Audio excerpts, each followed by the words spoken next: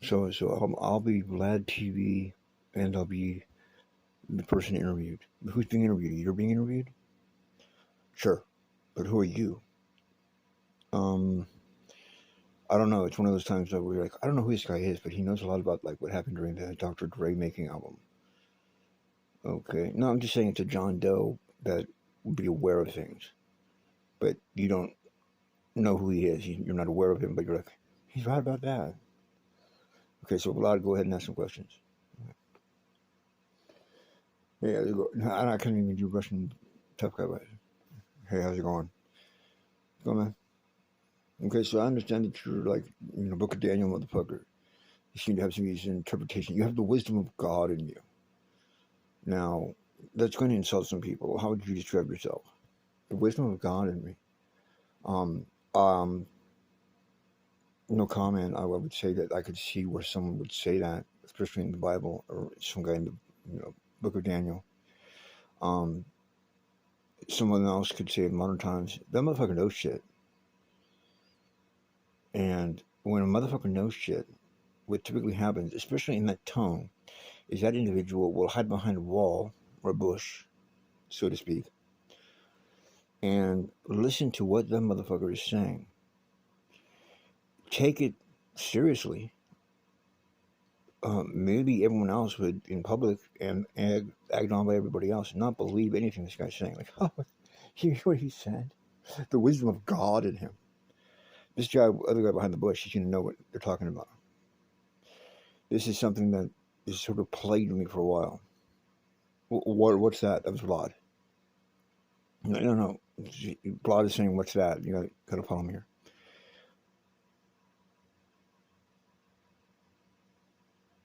I don't, okay. One thing we always say to each other in public or in the world is this person, I don't like them because they think they're a know-it-all. Okay, and now, how do we judge that? How are we judging people? I am saying that, especially for my generation, which is the only way we can measure this right now, you've got some interesting things going on here that go extremely overlooked. So fuck Vlad, let me just talk. Now, these are things that I'm saying. These are things that are true. Whether or not you think that they're being exhibited in society is a moot point.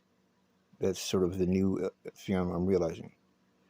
Maybe not in the sense of like real life, every day, 9 to 5. Who is, how do you judge life? You judge it on what's on TV. It's like I was saying the other day, there's truth in these statements. You said, I don't understand why these people are out there saying, when is the government going to release what it knows about UFOs? I don't understand why these people come out and say, when are they going to, disclose all of these things? And those are statements coming from people that even I have immense respect for. And why would you say something like that? What, you don't want that to be exposed? Well, no. What I'm addressing is what is making them think that the government, or the CIA, or the NSA, and it's an obvious answer, but I'm questioning your answer. What is making you think they even know more than you do on the topic? Because one thing I've realized, is that let's say there are, there's an armada of UFOs out there. Clearly, the government, for some reason or another, doesn't want you to know about. Now, one of the very safe answers to that is maybe they're not allowed to. You're all worried about alien invasions and things like that. There's no doubt that there's going to be negative out there and positive out there. And in fact, I think I would even say biblical scholars would even say, look, we don't believe that there's aliens from other planets, but if there was, Jesus could have been one. Hold on. No, I'm not saying an alien like that. We're saying a spiritual level. In other words, and it was David Wilcock, I got to give credit to that guy, said, when you read the Bible, and that could mean the Quran, that could mean the Old Testament, it could mean the New Testament, whatever. Because if you read all those books, there is an underlying tone that is put in different manners in the books, not by the people that say they read the books and are acting them out. We're fallible like that. That is a repetitive how to treat your fellow man, what the rules should be. But I don't think the rules like you're thinking of like the law. I think he's basically saying like, look, if you want to get along in this kind of crazy world, you got to realize there's assholes out there, there's cool people out here, but like it's like surfing a wave. You know, you can't tell the wave how to break. You can't tell the wave if it's going to be big or not. So there's always going to be that excitement or fear of I'm doing something here that I think I'm pretty good at, you know, but I'm not bragging about being a good wave surfer. But I don't think a lot of people out there realize you're riding a wave. You're not in control of this surf ride 100%. You can cut up the lip, you can come down, you know, all the surf jargon, you know. But overall, in the end of it, when I'm snapping those shots of you, and you're going to be on Surfer Magazine, which may come out in next October, a year from now, October. You're going to saw me naked. No, that's just the shocking part. It has nothing to do with my surfing. But what makes a good surfer and makes a bad surfer? Probably that very element, and you've heard that said, a very hippie mindset, which is what? He's become one with the ocean, one with the wave. Now, he's not always bragging about this. The reader is looking at like, wow, that's Lance so-and-so, dude. He's fucking the best wave rider around, dude. So you're saying that like an athlete, you know, it's all him. Well, I'm not saying it's all him. It's his choice of the wave. Wait a second, even still. What's making him choose that wave? What's making him choose a wave that will make him more on display? You know, why does a good wave surfer? Maybe there's a lot of good wave surfers out there that are picking it. Dude, what are you taking that wave for? Don't you want that one back there? Look at it. It's for me. Now, if you have what experience, you're going to know that. What? Which wave to take? What people want to see. Because there seems to be something invented every day, like in the X Games. You didn't have that shit 20, 30 years ago. But all of a sudden, now there's recognition. It's not the Olympics. But that's because, well, it's not. There's no recognition for that. And I'm not saying there should be. But you have to admit, compared to figure skating, I mean, some of these dudes on BMX bikes and skateboards are doing some pretty crazy shit. You have one side saying, well, they're not really athletes. They're not, you know, there's a debate on that. It's like, you know, race car drivers aren't really athletes. Well, whatever you want to call it. They don't call it a sport. Okay, I mean, I'm a race car fan and a race car driving fan, and I can agree with you. I used to not like Formula One. Why? Because the car did all the work. Now I'm realizing, yeah, but that's like driving a spaceship. Saying, well, the spaceship, you know, I drive the Millennium Falcon. You know, did the parsec run in 12 seconds. Am I supposed to be impressed with that? You never heard of the parsec run? And that's a great scene in the movie. Star Trek, Star Wars is a great movie like that for everybody, but mainly our generation. Why? Because it's a movie made for our generation. It supersedes those lines. There's something to be said about that. I'm not changing the topic. Now, I was talking about this last night with Pulp Fiction. Well, you know, in my mind, Pulp Fiction, it's like, who doesn't have a goddamn poster in their room of Mia Wallace? You know what I'm saying? That poster, the Pulp Fiction poster. I've seen that all across the board. Okay, so right there, I'm saying, that's not just a movie like, hey, that's this underground movie of my life. So I'm saying, there's a reason you're seeing that everywhere. Now, let's be a little more intelligent, and not stupid, intelligent, and realize there appears to be something where these movies that are coming out that you think Quentin Tarantino alone is coming up with. That someone like Alex Jones would say, these movies are coming out by the Illuminati. They're pre-programming you and conditioning you.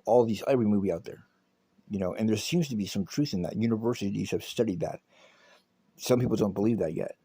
But wait a second, you don't believe it because of what they're saying the definition is.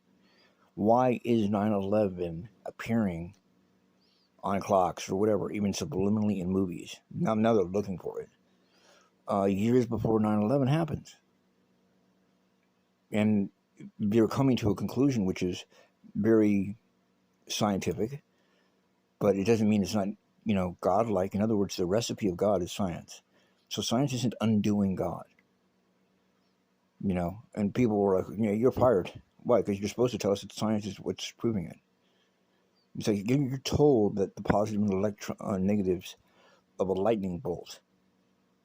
And the first thing people rush into, or you're told, is, oh, so there is no God. You were thinking, I thought God was mad at my girlfriend, so she got struck by lightning out. No, no, no, no. You're finding out, how is God doing it? That's preposterous. No, it's not preposterous. Like, you're kind of dissing God by him allowing whatever God is. I don't think we understand what that is. But I believe something out there is allowing him to give you, to have the intelligence now to not have to go like, oh my God, the gods are coming after us. No, maybe he is. You're scared of the lightning bolts. So, we'll make up some shit. And you will be gullible enough to believe. But it'll make sense in science. Yeah, but what is science? It's really a toolbox for you to basically prove anything you want. We are in a time right now where, I'm sorry, but the drought and brush clearance is not the correct answer. I mean, have you never seen a brush fire before and this and that and the new normal? Really, just because if it's getting warmer, you just really believe everything's going to catch fire only in California? Only in Hawaii? Like, there's many, many complex things going on here. I'm not even saying God doesn't want that to be the excuse, but you got to keep in mind the strictest building codes in the world are right around areas that have brush problems. We have brush clearance. These are not issues that haven't been addressed. You can't build homes that catch fire, especially up So when you see all these houses burning equally the same, they're $1 million homes that are made out of things that don't catch fire because they wouldn't legally be allowed to be built. But you're in Minnesota, you don't know that. And there's brush clearance, and the cars are melted. I mean, remember the whole thing about 9/11? Fire can't melt steel. Never said that. We're saying jet fuel. I worked at an airport. I remember that's one of the things I found out. Like, you can put a match to jet fuel, Jet A. It's oily. It's like kerosene. It won't even catch fire. But when you hear the word jet fuel, you've been programmed to think, oh my God, explosion. It's more flammable than gasoline. And then how hot does it burn? Now, I mean, we can all agree on what level steel will melt in a fire. So the basic question is, period. Except this is where you draw the wall. At what temperature could that fire have burned at? And is it possible to have melt steel with that temperature? And even take into the equation, did they not think of that when they built it? The answer was pretty obvious. Well, then why didn't they tell us? You're at again. It's another question, but the answer is pretty obvious. Maybe they don't even know what they're talking about. They're so obsessed with science, they don't want to start getting into that area. That's where I think it comes into this whole, like, it's weird how people get. I love meteorology, for example. When I found out, oh, these son of bitches are trying to use science to disprove God. It's like I'm taking a side, like I'm sticking up for the kid getting picked on in the parking lot. That you think is the bully. These religions and this and that. Oh, that's a trick. Right. What do you mean by that's the trick? Well, right now, religion is not popular. Okay, and I try to be a rebel because that's one thing of my generation. I mean, no one ever says Generation X. I'm the only one that says Generation X, and that is completely not allowed. So there, I'm filling that void of what I'm supposed to be as a Gen Xer. And I'm not even supposed to say I am a Gen Xer because there is no definition of Gen X. That's why they put a fucking X there. Everyone thinks that they're rebels. If they find out that they're like other people, even though they might like the same music, I like it because it's talking about sex with your girlfriend and leaving her. I like it because I thought it was talking about falling in love and going to heaven with your love. The same song, you both think had those different definitions? Well, I don't really think that. I just want to say that because we all want to be rebels. How can you get a generation that each one thinks it's a rebel? Now, wait a second. So you don't want to go with the flow. You don't want to be part of the sheep or whatever. But in a sense, you're part of a generation, just like every millennial, just like every baby boomer. So you already are a sheep, in hindsight. But you're saying that, you guys don't ever get talked about. You know that, right? Yes. Okay, you do know that, like, that's the one thing I harp on a lot. That, like, most of the shit you guys were coming up with, they're not, they're all saying that, like, Generation X's uniqueness. And when I'm saying Gen X, I'm not talking about, oh, those people. I'm talking about they were born during a certain time where certain things are happening, and they're sort of implying that. Now they have altered on some sites, which is a problem because that's where we do our library research. You can't, that's why I say I always live my life in pen, not pencil. That's dangerous, I know, because I can't go back and erase what I wrote and put something else. On a computer, damn, that's even worse. Exactly. That's happening on the daily. But if you look at, it's 85 or no, it's 65 to it's only 15 years. First of all, we understand one thing. Doesn't matter how many people are in that generation because our parents quit fucking at that point, or didn't want to have babies at that point. That's why they gave us latchkeys. There really was and it's not their fault, a disrespect of their kids. Well, now that's backfired, right? There's a yin and a yang element to it. In fact, that's why there's an impression, even though from what I hear, that's not really totally true in the sense of being intrusive, that these Gen X parents are just so like militant about watching over their kids because they were not watched over. But they don't get involved. It's called the helicopter parent thing. Now, how would I know? I don't have kids. That's exactly how I would know. That's exactly how I would know. I am an announcer. You never watch football games where the announcers they'll know more than the people on the field. They have the review. They have all these, they can call New York to see what the referees think. They have all these different inputs. And then you will say, well, how the fuck does this guy know? He doesn't even play. Well, not anymore. Well, he doesn't even play anymore. So why is he making commentary on the football game? You've got to give some credit to the announcer because he's seeing it from a third-person point of view. I'm much more that than I am a player. But I am a player. You know what I'm saying? No, not like that. But, well, it depends on how you look at it. For all I know, women out there just want me because, someday smarts is going to be sexy. Oh, you said you think you're smart. Well, I don't know. You tell me. You tell me. I mean, I don't see a single like, and rarely do I even see comments on any of my posts. Yet you go back and read those, and you put your mind straight, and you realize, look at the timestamp on that. Now, I don't know what the fuck he's talking. Okay, he's talking about this and that, the presidential election. Did he or did he not, a week before the goddamn election of 2016, say, beware, everyone, we're all about to get hacked? Did you imply Russia? No, but I couldn't believe the FBI didn't see that because they told me they were watching my posts before that. Bullshit. No, he doesn't talk bullshit. That's what I'm saying. That's what I kind of like that you don't understand. As soon as it gets into a level of why do you consider, the FBI only looks at people that are important to doing illegal things? I didn't get arrested for anything. I just said something happened where someone complained or something complained that I was making terrorist threats. And dude, I was like, I never said anything violent towards this person, and this person would not want to call the police. That the sheriff comes to my house and the FBI comes to my house to interview me. I mean, my dumb ass. You know why we're here to see you? One of my friends in LA killed someone. These two FBI agents are looking at each other like, wait, we got to do 2 interviews here. You know what I mean? Because I'm living in Pebble Beach with my parents. Who do you know that would do that? There's 2 different worlds. They go, no, it has to do with a post you had. Because I'm not thinking of the post because I didn't do anything wrong. I don't understand. That was an everyday type of thing. So I was really confused. But they were smart. I'm not going to lie to you. And they said they had all my posts, even the ones I deleted. Frightening. Yes, it was. But they're not pussies or stupid. You can find me all kinds of thugs. You can go and have a shootout with the FBI. The fact of the matter is everyone's intimidated. Even in the movie Die Hard, he says that. When the police get there, he goes, I'm not going to worry about anything until the FBI get here. They are very well trained. I don't think these guys just looked like, I'm not going to be in the FBI one day. No, you're meant to be there. They had already solved this case. They just want to see what I had to do with it. And also, I had a license for legally selling marijuana in California. So they thought, oh, this guy's living in Pebble Beach. He must be making tons of money on illegal marijuana. So they really wanted to have an end to see, was there a weed in this house? They wanted to do a federal law against a state guy. So I thought, well, that's weird. So they didn't really care about her.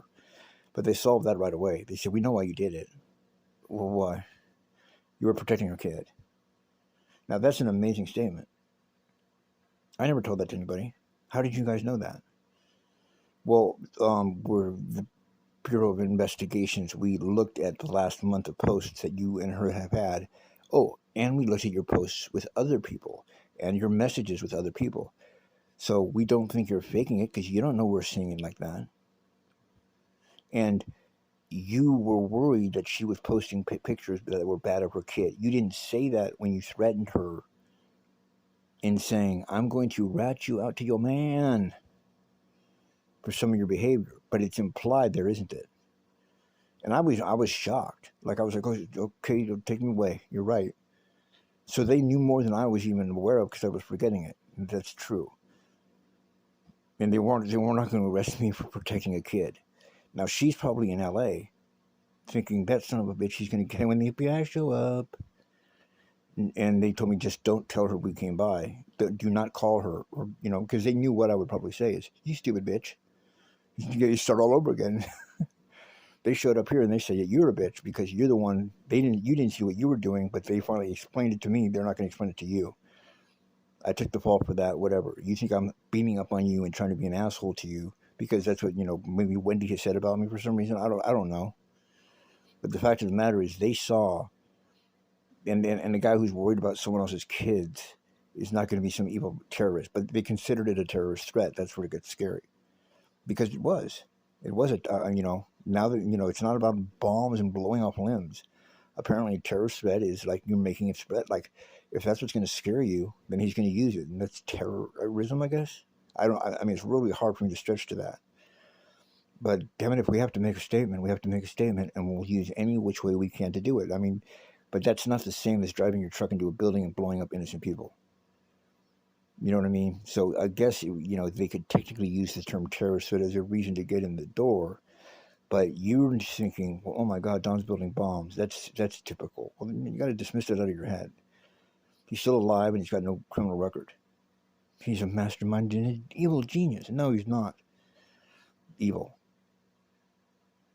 So when that happens, they tell me we'll be watching everything you post, especially the stuff you delete. Now, at the time, a confidant says to me, well, I don't believe that. Well, I don't believe that either. But when I'm talking to my God, Gorto of the planet, no, I'm just kidding. He says, I told you, well, you said that you wanted some exposure. I got you your exposure.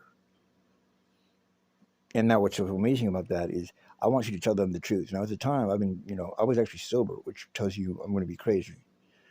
I don't want, basically, my God was telling me in my head. It was one of those few times I've ever actually heard a voice in my head. Dangerous thing to say. Tell them the truth, and you'll walk. Now, I'm listening to this voice because it's been right for the last few months. Tell them the truth. Now, I'm not even sure I know the whole truth. You know what I'm saying. Tell them what I'm telling you.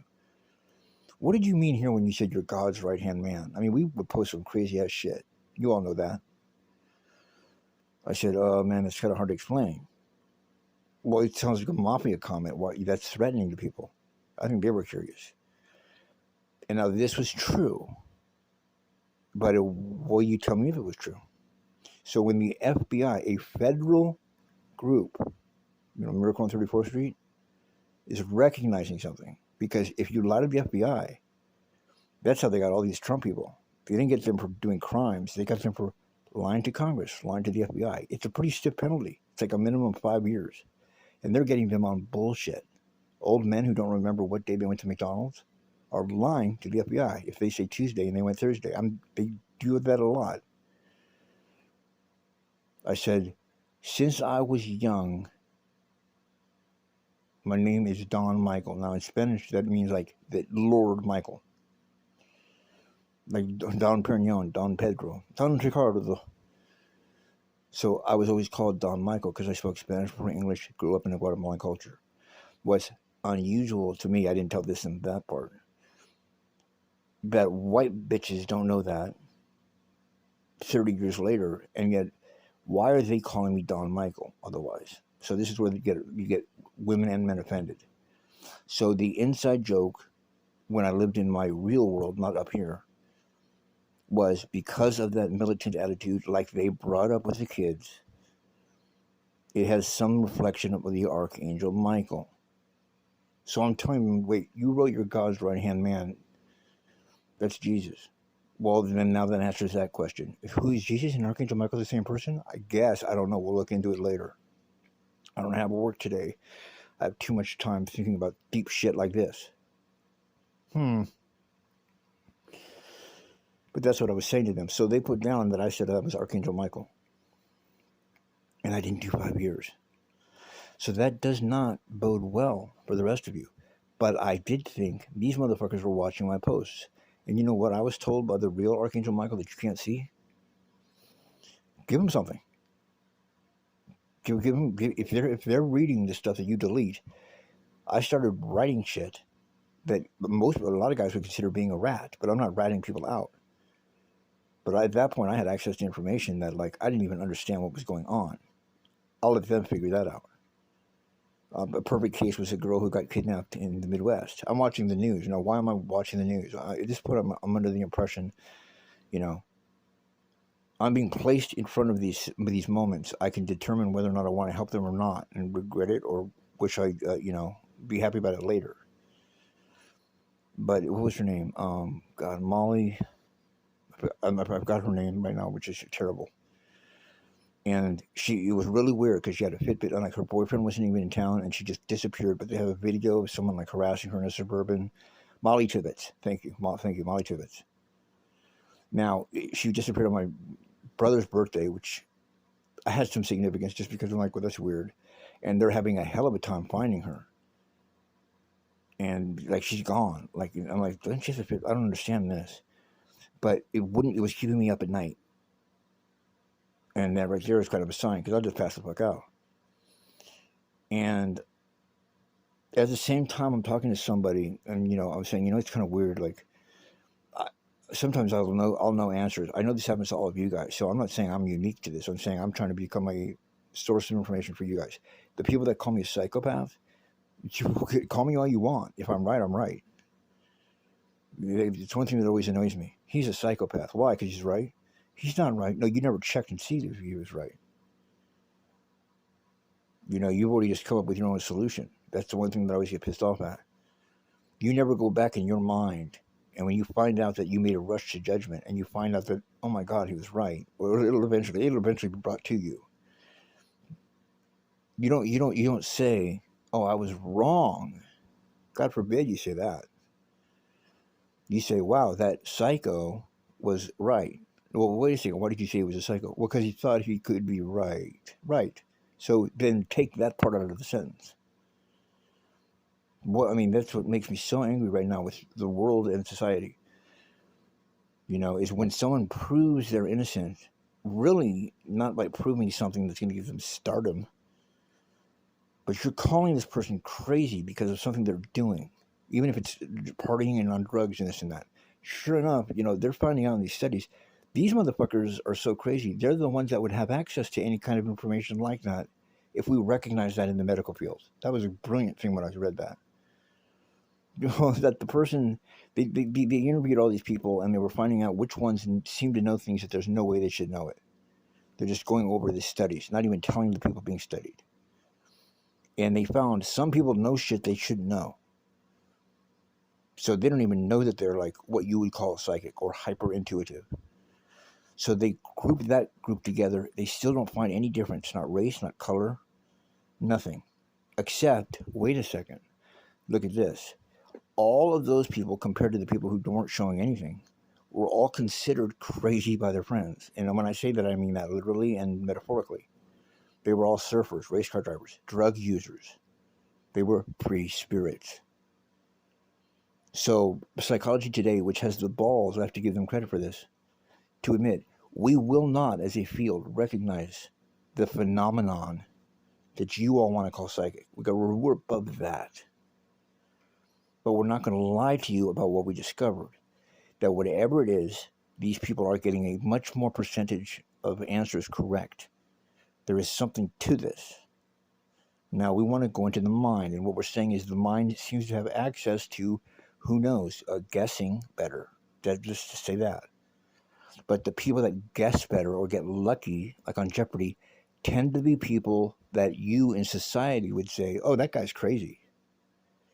That's kind of a weird thing, isn't it? So if you want the right answer, go to the guy you think's crazy. If you're a part of normal society. If you're not, then you already know this answer. So the people that you consider outcasts tend to be like the witch lady in the neighborhood, or the boo rattly of the neighborhood. Yeah, see what happens at the end. See, he'll fuck up the guy trying to kill a little girl and bring her home and save her life. But most of the time, he's considered the crazy psychopathic neighbor. But he's not that way. He's that way because he's been always like probably treated like crap. Robert Duvall. But being treated like crap made him smart. You see what I'm saying?